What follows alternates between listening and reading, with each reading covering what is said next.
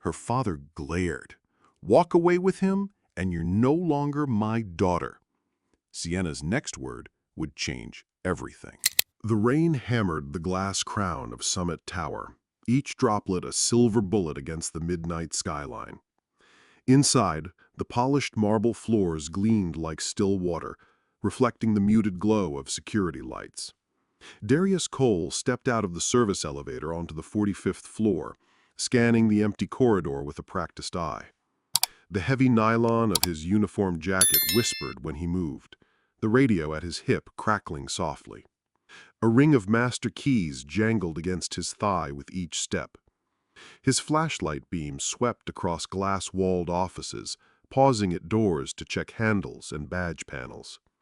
This was the ritual of the night shift: quiet, methodical, invisible. Darius was 30, tall, broad-shouldered, his lean muscle the product of years hauling freight at his side job and the occasional evening workout at a friend's run-down boxing gym. His deep brown skin gleamed faintly in the low light, and his expression held the calm alertness of a man who had learned to read trouble before it arrived. Most nights passed without incident. Most nights the tower slept as soundly as the millionaires who owned the companies within it. But storms had a way of shaking loose things you didn't expect. He'd just finished scanning a corner conference room door when a voice, sharp and feminine, cut through the quiet. "You missed a checkpoint." He turned. Sienna Hartman stood near the elevator bank, arms crossed, green eyes narrowing in his direction. She was impossible to miss. Thick, curvy, and unapologetically gorgeous. Her deep wine-colored dress clung to her figure like it had been sewn for her alone. A cream trench coat draped casually over one arm. Long blonde waves were pulled into a sleek twist, a few strands spilling loose to frame her face. Darius had seen her before, senior vice president of Hartman Holdings, daughter of a family that practically owned this block of the city. But they'd never spoken beyond a polite nod. He glanced at the panel she indicated. Sure enough, the light glowed amber instead of green. He stepped forward, tapped his badge against the sensor, and the panel beeped in compliance. "Appreciate the heads up, ma'am," he said evenly. Her gaze flicked to his radio, then back to his face. "Compliance reports every gap. I don't like explaining mistakes that aren't mine." "Yes, ma'am. I'll make sure it doesn't happen again." For a moment they simply looked at each other, the air between them charged with something neither could name. Then she shifted her portfolio, her perfume drifting toward him, warm and expensive. "There have been incidents in the garage lately. Make sure you sweep it before the hour's over." "I will," he said. Her teals clicked away, each step echoing off marble and glass until the elevator swallowed her reflection. Darius shook his head once, exhaling into the silence. She had presence, that's for sure, and a way of speaking like she expected the world to obey. He finished the floor and took the stairwell down to the garage. The air grew colder with each level, smelling of concrete and rain. The hum of the storm echoed faintly through the open ramps.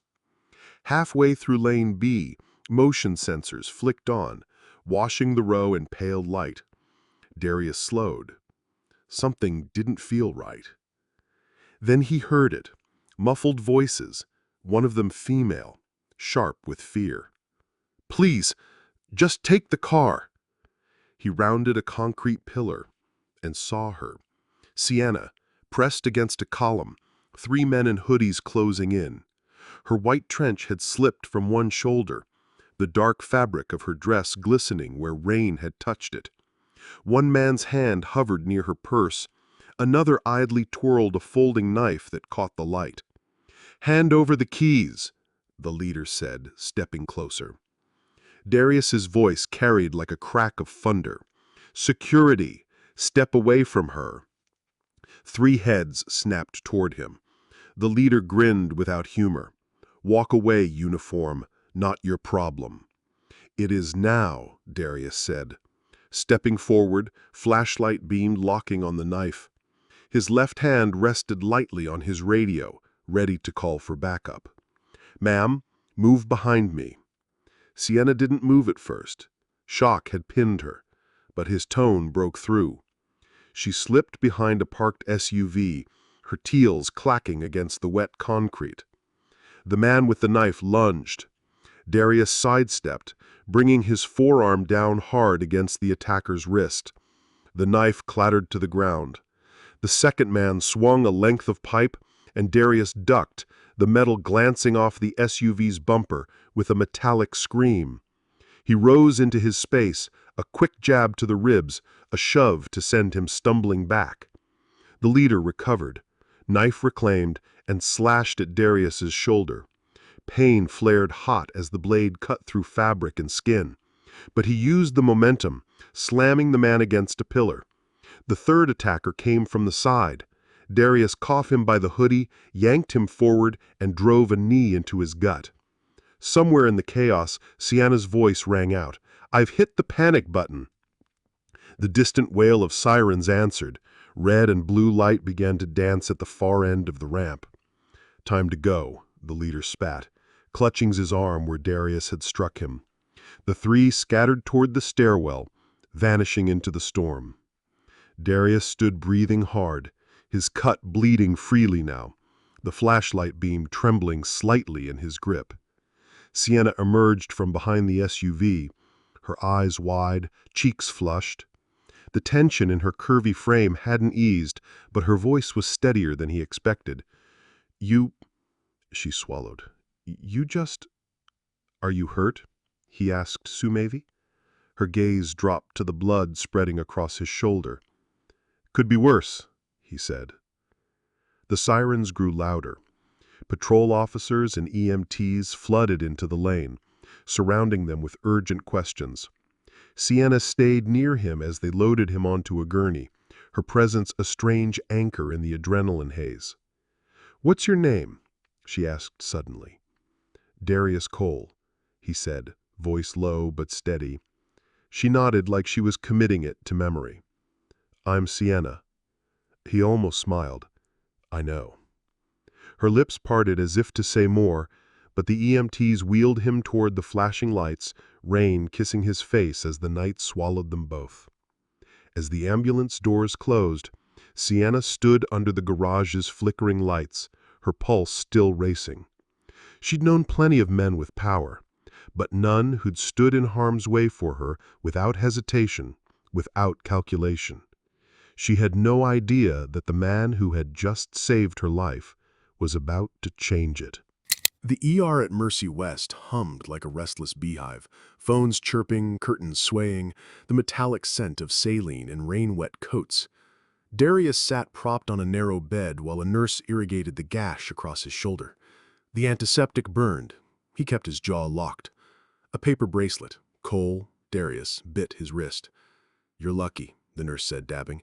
"Another half-inch and you'd be meeting my favorite surgeon." "Can't afford favorite," he said. She snorted. "Who can?"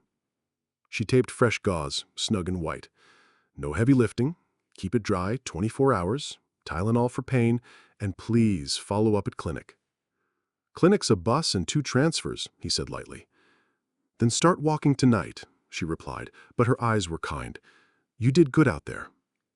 He didn't answer. Good was a word you earned slowly or lost all at once. The curtain rattled. Sienna stood there in a storm-dark trench, hair loosened by rain into soft waves that curled at her jaw. Under the hospital lights, her skin carried a soft glow. Her dress had been traded for a cream sweater that hugged her curves, and dark jeans that looked expensive even when damp at the hem. She held a paper bag, and, because wealth trained you never to arrive empty-handed, a bouquet of grocery store flowers that made the nurse smile. "You made it," Darius said, surprised at the relief in his own voice. "I asked the officers where they took you." Her words came out careful, almost formal. "May I?" The nurse lifted a brow. "Your call?" Darius nodded. The curtain swished closed around the three of them, a thin cocoon. "I brought coffee," Sienna said, unsteady smile, "and a sandwich, And I had no idea what you like, so I panicked and got 2 kinds of chips. Anything but the hospital pudding, the nurse said, smirking. He's all yours, Ms. Hartman, Sienna said. The eyebrows climbed a fraction, recognition, then she softened. I'll give you a minute. When they were alone, Sienna set the coffee on the tray, and the flowers, sunflowers, cheerful and outrageous, along the windowsill where the rain spat against the glass. You didn't have to come, Darius said. I didn't have to breathe after a blade flashed in my face, she said quietly. I wanted to come. Silence hung. Somewhere down the corridor, a ventilator sighed. Sienna slipped into the chair, the trench whispering as she sat. Are you in pain? She asked. I've had worse, he said, then because truth insisted, but yes. She winced as if she felt it. I should have noticed them sooner. I've taken a dozen self-defense classes that mean nothing when I'm fumbling for my keys like an idiot. You press the panic, he said. That's not nothing. She watched his hands, scarred knuckles, broad palms. You stepped in without thinking. Thought came later. He glanced at the bandage. That's when it stung. She let out a breath that almost became a laugh. I'm not very practiced at gratitude. It feels slippery. Everything in my world gets an invoice. Then consider this pro bono, he said, mouth tilting. Her eyes warmed. I meant what I told the officers. I'll do whatever you need. Statements, legal fees if it comes to that. And she hesitated, recalibrating. You mentioned in the garage something about classes? He tensed. I didn't. She flushed. I assumed. You're calm, the way you moved. Most people don't read a room like that unless they've studied something. Tactics, human behavior. I start things, then rent calls collect. Then let me help you, she said, the words stumbling in their hurry. Quietly. One course, anonymous scholarship, something that doesn't embarrass you or me or anyone. He stared at the coffee lid. You don't owe me. I know. And I'm not trying to buy the moment. I want to invest in the man who made it possible for me to be here. There was a beat where pride and possibility wrestled. He'd learned early that help could be a leash, but her gaze, clear, almost stubborn, held no hook. One class, he said carefully. Books, if they're brutal. A smile broke over his face, not polite, but real. Brutal books are my specialty. The curtain rustled again. Officer Ramos stepped in, reins still stippling his shoulders. Mr. Cole, Miss Hartman, we canvassed the garage. Got the knife, partial prints, and a wallet one of them dropped in the scramble. We'll pull cam footage from 3 buildings. You two okay to answer a few? They did, separately and then together, voices steadying each other as they relived steel and shouting and the red-blue bloom of sirens. Ramos was brisk, decent. When he left, he clasped Darius's good shoulder. City needs more like you, he said. Heal up. The nurse returned with discharge forms and a starter pack of gauze. Sienna stood when Darius swung his legs over the side of the bed, ready to steady him but not touching until he nodded. The distance she kept, respectful, offered, landed somewhere behind his ribs and settled. Do you have a ride? She asked. Bus, he said. It's after midnight. She lifted her chin. I'll drive you.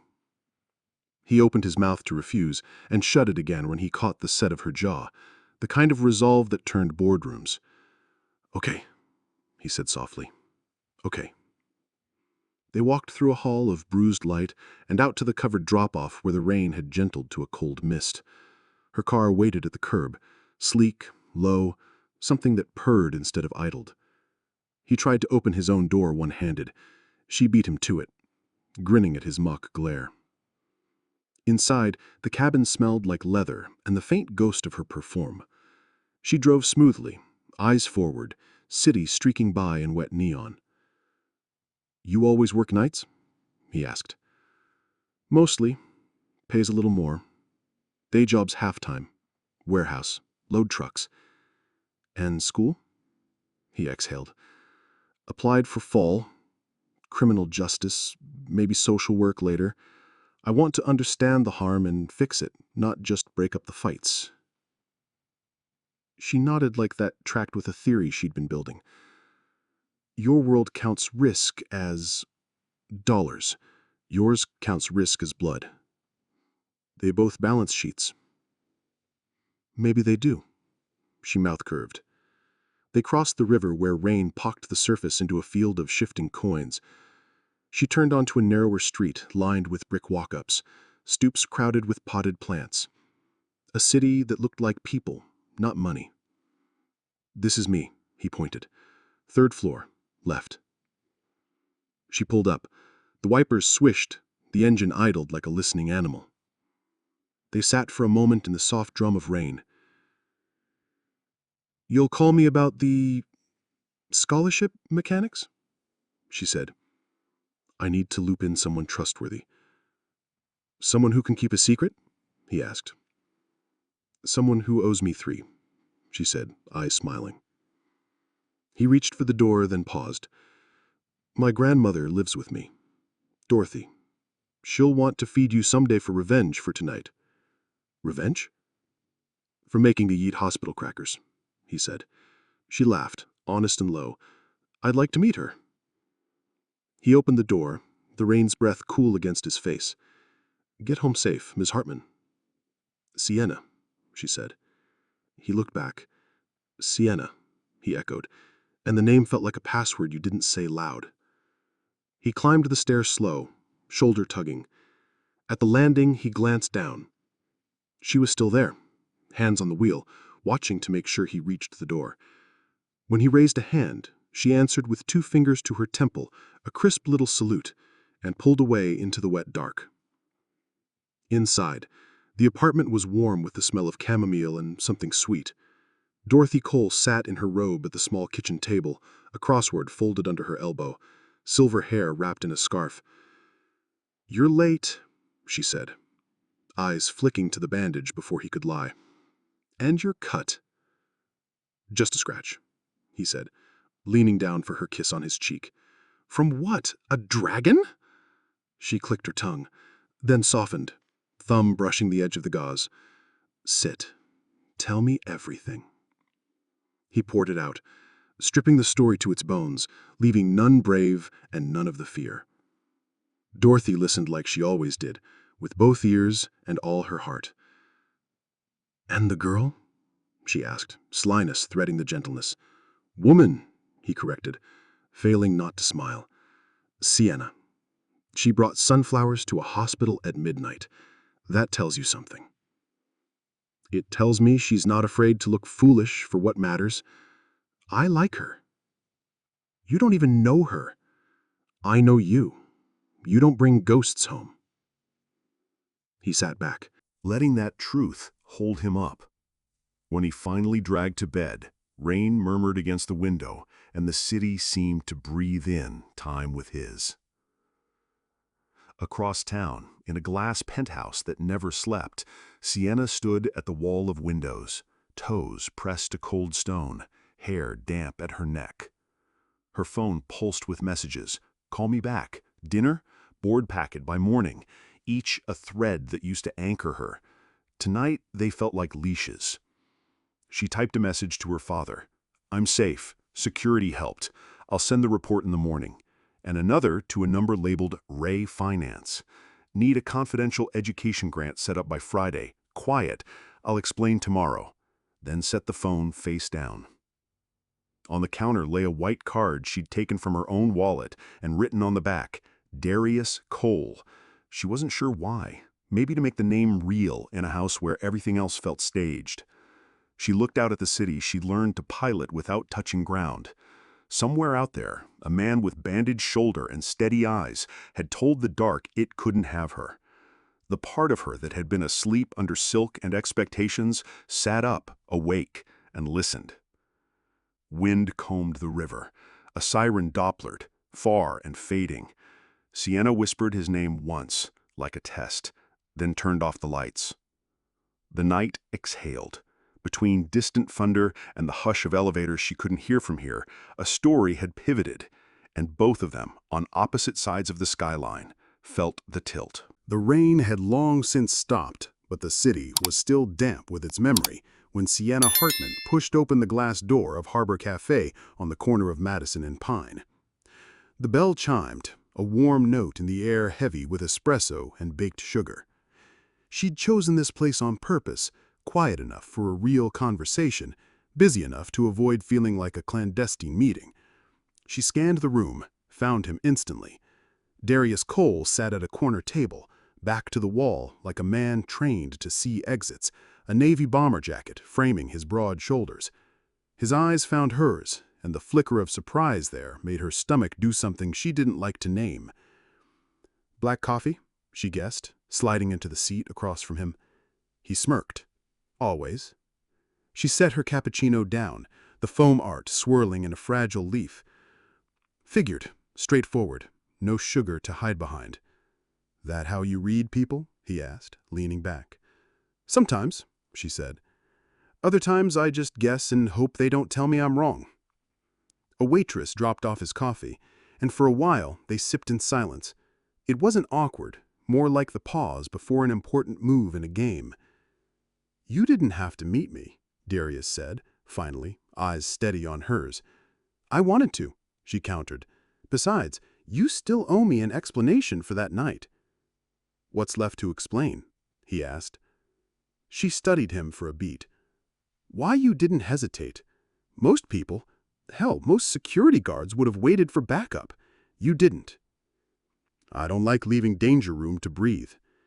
"That's not an answer." His mouth twitched. "It's the only one I've got." She let it go, for now, and changed the subject. "So you're going back to school?" "That's the plan." "What's the goal?" He set his cup down, hands wrapping around it like an anchor. "Criminal justice first, maybe social work later. I've seen too many people chewed up by both systems. I want to understand them from the inside, then figure out where to break the chain." Her brow lifted. "Break the chain?" "Yeah. Stop problems before they need police or courts. Give people tools so they don't end up in the system at all." Something stirred in her chest. Admiration, maybe, or guilt for never having thought beyond the edges of her own world. "That's ambitious." He gave a slow smile. "You say that like it's a bad thing." "In my circles, ambition is measured in market share and investment returns. Your version sounds a lot harder." "Yeah, but the returns aren't for shareholders. They're for kids who think the world's already decided their worth." Her throat tightened. "You talk like someone who's been there." "I have," he said simply. "So has my sister. And if I can change the story for even one kid like her, it's worth it." They lingered there, the hum of the cafe filling the spaces between them. Sienna found herself watching the way his eyes sharpened when he spoke about his goals, and the way his voice warmed when he mentioned his grandmother and sister. "I want to see your neighborhood," she suddenly said. His brows rose. "Why?" "Because I've spent my life in high-rises and gated driveways. I think I need to understand the place that shaped you." He studied her for a moment, as if weighing the sincerity in her voice. "It's not a tour stop, Sienna. It's real life. Some streets are fine, some aren't. I'm not afraid." "You should be," he replied, though there was no threat in it, just the truth of someone who'd walked those streets when the sun was down. "But I'll show you, if you really want to see it." "I do." They left together, the afternoon light soft against the wet pavement. As they walked, she became aware of the way people glanced at them. A tall black man in casual clothes, beside a thick, curvy white woman in a tailored coat. Some looks were curious, others calculating, a few openly disapproving. She ignored them, or tried to. When they reached the parking lot, a sleek black sedan pulled in, and Sienna's chest tightened. The tinted window slid down to reveal Jonathan Winters, heir to Winters Capital, her parents' latest matchmaking project. Sienna, Jonathan said smoothly, though his eyes flicked to Darius and cooled. Skipping the dinner prep? Your parents are expecting you. I rescheduled, she said evenly. His smile didn't reach his eyes. And you're out with a friend? Yes. Security, right? He asked, looking Darius up and down as though measuring him for a suit he'd never own. Darius didn't bite. Have a good night, he said, calm as stone. His gaze sharpened. Your father asked me to run a background check. For your safety, of course. He let the implication hang in the air like a bad smell. Call me, he added to Sienna, then rolled the window up and drove away. Sienna stood very still, pulse spiking with anger. I'm sorry, she said to Darius. That was expected, he said, starting toward her car. His world doesn't like mine. No point in pretending otherwise. She caught up to him. You're not just security. You're... He stopped, turned to her. I'm a man who works 2 jobs to keep a roof over his family. I'm not ashamed of that. But to him, to your parents, I'll always be a step down. Her jaw tightened. Then maybe my parents need to learn how many steps they've never taken. He held her gaze for a long moment. Be careful, Sienna. The line between our worlds is more than just a sidewalk crack. Cross it, and people will try to push you back. Then I'll push harder, she said. He almost smiled, but it was shadowed by something else. Worry, maybe, or the knowledge that life didn't always bend to willpower. That evening, they drove through his neighborhood on the south side. She saw more than just the headlines she'd absorbed over the years. Kids laughing on stoops, murals blooming on brick walls, corner stores humming with neon. But also the closed schools, the boarded windows, and the streetlights that flickered like they'd given up. He pointed out the park where he'd learned to play basketball, the community center that had lost funding years ago, the church his grandmother still attended every Sunday. It's beautiful, she said softly. It's home, and it deserves better than it's been given. When he walked her back to her car, she lingered, reluctant to leave the world he'd just shown her. I want to help. You already are, by seeing it. They stood there in the cool air, the hum of the city around them, something unspoken passing between them. For the first time in years, Sienna felt like she wasn't playing a role, and for the first time in years, Darius wondered if someone from the other side of the line could see him for who he was, not just his uniform, but his worth. 3 nights later, Darius Cole was halfway through his 10 p.m. round when his radio crackled with a message from the lobby desk. Visitor for Ms. Hartman, unannounced. He didn't think much of it until he stepped out of the elevator on the 45th floor and found Richard Hartman standing in the glass-walled reception area of his daughter's office. The resemblance to Sienna was faint. His build was heavier, his hair silvered and precise, his suit the color of midnight stock charts, but his eyes carried the same piercing green. Only hers could warm. His rarely did. You must be the man I've been hearing about, Richard said, when Darius approached. His voice was low, even, the way a knife might speak if it could. Security Officer Cole. Yes, sir, Darius replied. How can I help you? Richard's mouth curved, but it wasn't a smile. I would be honored if you came with me. We need a private word. In the building's executive lounge, Richard took a seat without asking if Darius wanted one. I'll be direct, he began. You saved my daughter's life. For that I'm grateful, truly. But gratitude has limits. Darius said nothing. My daughter has a future, carefully built over decades. Her education, her connections, her reputation, assets not to be squandered. You, on the other hand, come from another world entirely. That's true. Doesn't make it less of a world. You're not naive. You know what people will assume when they see her with you. You know the gossip that will follow. And you know the outcome. These things don't work, ever. Maybe they don't because people like you make sure they don't. A flicker of something, anger, passed across Richard's face. He reached into his jacket and pulled out a checkbook. The pen clicked like a trigger. I'll make this simple. You leave the building tonight and never see Sienna again, and you'll have enough to start over wherever you want. Far from Chicago, far from her. Darius stared at the man for a long moment, then let out a breath through his nose. I don't want your money. I'm not selling my dignity, and I'm sure as hell not going to run from a conversation I haven't even had with her. Richard set the pen down. If you care for her at all, you'll end it before she throws her life away on a man who can't give her what she deserves. I care enough to let her decide what she deserves, Darius said. For a moment, neither moved. Then Richard stood up. You will regret this, he said, and left the lounge without looking back. 2 hours later, Sienna was at her desk, the city glittering beyond the floor-to-ceiling windows, when Darius stepped into her doorway. You're still here, she said, surprised. I wanted to check on you and tell you something. She noticed the tension in his jaw. What is it? Your father came to see me tonight. Her pulse jumped. He what? He was polite.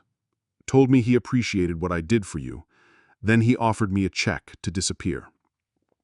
She felt her face heat. I can't believe... No, I can believe he'd do that. I turned him down, Darius said quietly. But he made it clear how your world sees me, as a problem to be removed. She rose from her chair. You're not a problem, Darius. I'm a man with responsibilities. A sister I help raise, a grandmother I support, a neighborhood I'm trying to change. I can't be the reason you lose everything your family thinks matters. She stepped closer. What if I don't want what they think matters? His gaze searched hers. Then you need to be sure. Because if you cross that line, there's no going back. Your family will never forgive you. Your circle will cut you off. And I don't want you waking up one day, looking at me, and wondering if I was worth it. Her voice was barely a whisper. What if I've already decided? His jaw tightened. Then decide for you, not for me. Not out of gratitude, not out of rebellion. Silence pressed in. She could hear her own heartbeat, steady and stubborn. I'll need time, she said. You've got it. But whatever you choose, make sure it's your choice. 2 nights later, the choice came calling faster than she expected. The Hartman estate was a sweep of manicured lawns and Georgian architecture lit up like an oil painting. Sienna arrived knowing she was walking into a trap disguised as a family dinner.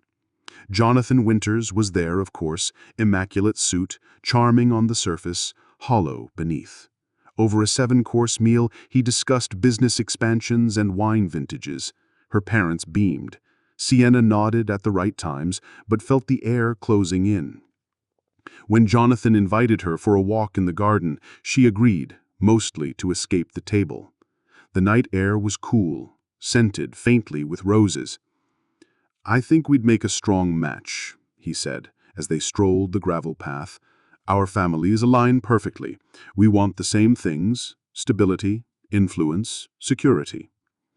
And love? She asked. He chuckled, indulgent. Love grows out of compatibility, not the other way around. She stopped walking. Jonathan, what do you want to change about the world? He blinked. Change? Yes, something beyond quarterly returns. That's what we pay taxes for, and support charities, of course. But the real world's problems are too big for individuals to solve. Better to focus on what's in our control. Her stomach turned. She saw her future in him. Decades of polite distance, charity luncheons, never touching the real pulse of life. Excuse me, she said, and stepped away, her phone already in her hand. She called Darius. "I'm at my parents'," she said, when he answered, her voice breaking slightly. "With the man they want me to marry, and I feel like I'm drowning." "Where are you?" "In the garden." "I'm coming," he said. "Darius, no, you can't. I'm not letting you stand there alone." The line went dead. 20 minutes later, she heard footsteps on the path. Darius emerged from the shadows, still in his security jacket, the badge catching the garden lights. He looked out of place here, too real, too grounded, and yet exactly where she needed him. "You came," she whispered. "You called." Before she could answer, her father's voice cut through the dark. "Sienna, what is the meaning of this?" Richard Hartman strode toward them, her mother, Jonathan, and the Winters in tow. The entire dinner party had apparently followed. "This is Darius Cole," Sienna said, stepping closer to him. Jonathan's expression shifted from confusion to disdain. "The security guard?" "The man who saved my life," Sienna corrected. Her mother's voice was tight. "Please come inside so we can discuss this privately." "No," Sienna said. "We'll discuss it here, because I'm tired of pretending that a good man is worth less because he works with his hands instead of moving money around." "If you walk away with him, you are no longer my daughter. Is that what you want?" The words sliced through her. She looked at Darius, saw the mix of pride and pain in his eyes, and felt the weight of 31 years of expectations pressing down. Then she thought about the night in the garage, the way he'd stepped between her and danger without a thought for himself. She thought about his dreams for his community, the kids he wanted to keep out of the system, and she knew. "Yes," she said quietly. "That's exactly what I want." Darius's fingers closed around hers, warm and steady. Together, they turned and walked out of the Hartman garden, leaving the glittering world behind. The Hartman estate's gates closed behind them with a mechanical groan, sealing Sienna's past on the other side. She didn't look back. Darius Cole kept her hand in his, the warmth steady, like he knew she needed an anchor more than words. They walked the block in silence until they reached his beat-up sedan parked under a streetlight. It looked even more out of place here than he had in the garden, but she didn't care. When they climbed in, she exhaled, long and shaky. "That's it," she said. "I'm cut off." "You sure?" he asked quietly, watching her face. "Yes," she said, surprising herself with how certain it sounded. "I've been living in a cage made of crystal. Tonight, I walked out." He drove her to his neighborhood, the streets humming with late-night life. Teenagers on stoops, a couple arguing playfully by a corner store, music spilling from somewhere unseen. When they reached his apartment building, the front door creaked as he held it for her. Inside, Dorothy Cole was waiting at the kitchen table, knitting in her lap. Her sharp eyes took in everything, the clasped hands, the tension in their shoulders, the determination in Sienna's face. "You've had a night," Dorothy said simply. "You could say that," Darius replied. "Grandma, this is Sienna." Dorothy's expression softened. "So you're the one who's been making my grandson smile like a fool in between shifts." Sienna laughed despite herself. "Guilty." Dorothy gestured to the table. "Sit. I'll get you something warm." That night, Sienna slept on the pull-out couch in the living room, listening to the distant hum of the city. The air smelled faintly of coffee and laundry soap. It wasn't her penthouse with its silk sheets and sweeping skyline views. But as she lay there, she realized she felt safer here than she ever had surrounded by marble and glass. The weeks that followed tested them both. Sienna's phone buzzed constantly in the beginning. Calls from her mother, texts from friends who didn't understand, messages from numbers she didn't recognize telling her she was making a mistake. She stopped answering. Her father's lawyers froze her trust fund, citing protective measures. Without her job, she had resigned before the gossip could chew her alive, she had to adjust fast. She sold her designer clothes online, kept only a few pieces that could be worn anywhere. She learned which buses ran most reliably and where to shop for groceries without blowing the budget. Darius worked double shifts, security at night, warehouse during the day, while also enrolling for the fall semester at the community college. His shoulder healed slowly, the scar a thin, pale reminder of the night everything changed. They carved out small moments together, coffee in the morning before his day shift, dinner at the kitchen table when their schedules aligned. In those moments, the noise of the outside world fell away. One evening, Sienna sat across from him with a stack of papers. "I've been thinking about your community project, the after-school center, the scholarships, all of it." He looked wary. "Sienna, I'm not here to rescue you. I want to build with you. I have contacts, people who care about education and don't care where you came from. If we start small, we can grow." He studied her for a long moment, then nodded. "Okay, let's do it." 6 months later, the Future Path Center opened in a converted storefront 2 blocks from Darius's building. It started with tutoring sessions for a dozen kids and a small library of donated books.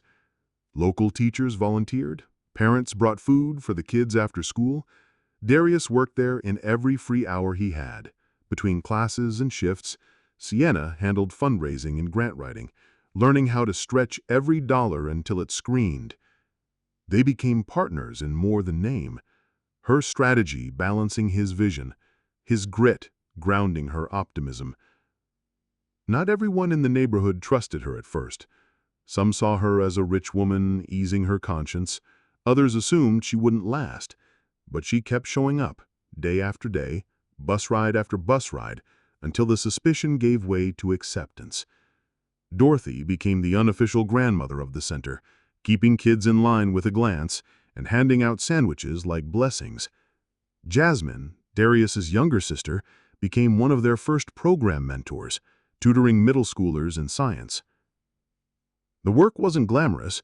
Some days were exhausting, filled with budget worries, kids acting out, or paperwork that seemed designed to kill hope. But then a student aced a test they'd failed all year, or a shy kid would read out loud for the first time, and it was enough to keep them going. One Friday evening, nearly a year after the garden confrontation, the center was buzzing with a special event, a college acceptance celebration for the first graduating class of their program. Banners hung across the walls, parents crowded the folding chairs, kids laughed and took selfies with their mentors. Jasmine, glowing, clutched her acceptance letter to Northwestern's pre-med program. Sienna stood beside Darius, clapping until her hands stung. He was wearing a navy button-down and looked different. Not in a superficial way, though the shirt fit him well, but in the quiet confidence of someone walking his purpose. As the crowd thinned, he pulled her toward the community garden behind the center. The sun was dipping low, painting the sky in streaks of gold and rose. The scent of tomatoes and fresh earth wrapped around them.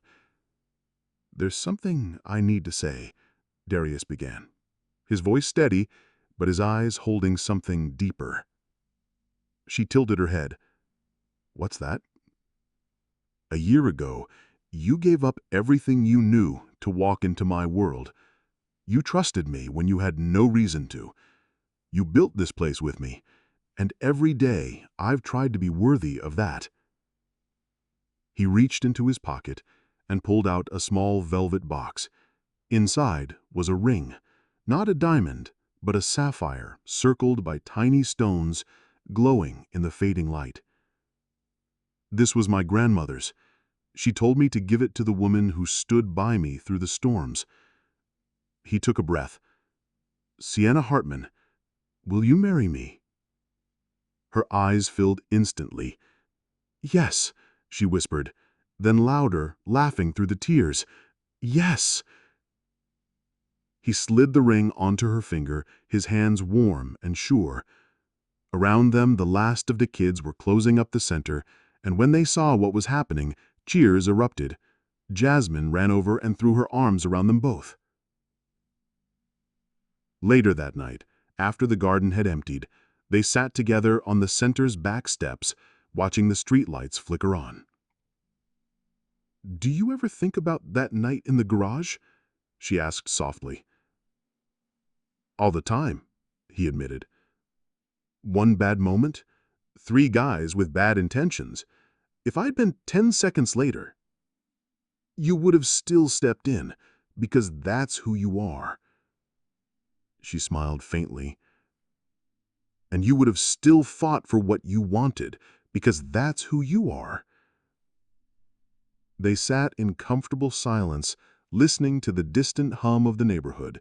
Car horns, laughter, music drifting from open windows. Sienna thought about the world she'd left behind, its wealth, its status, its unspoken rules, and realized she didn't miss it, not even a little. She had traded crystal cages for brick walls covered in murals, traded sterile dinners for community cookouts, traded the idea of safety for the reality of purpose.